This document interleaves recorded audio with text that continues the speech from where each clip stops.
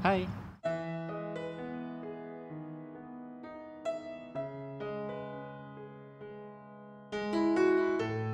Lama tunggu? Tak adalah. Sorry kalau I buat you tunggu lama. No, it's okay. Betul? Ya. Oh yeah, I have something for you. Okay, apa dia?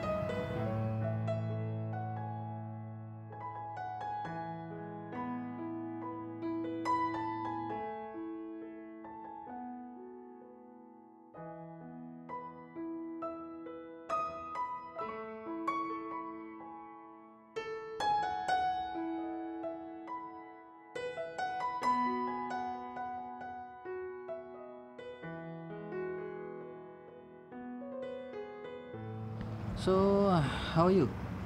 Saya dengar you ada bisnes sendiri. Ya. I ada bisnes sekarang ni and it's going on very well. That's good. How about you? Me? Your studies? Your goals and dreams? Actually, truthfully dia didn't go well. I separuh jalan sebab I tak ada fokus.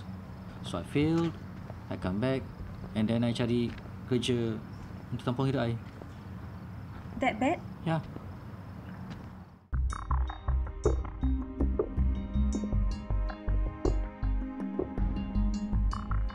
Sekejap. I ada sesuatu nak kasih you. Apa dia?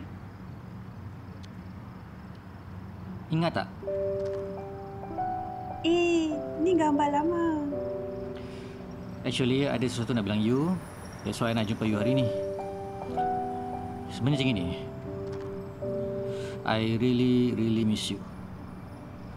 Susah nak lupakan you. I tak sepatutnya tinggalkan you semata-mata untuk pelajaran I. Apa maksud you?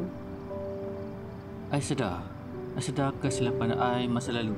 Dan I harap you kasih I lagi satu peluang to start all over again.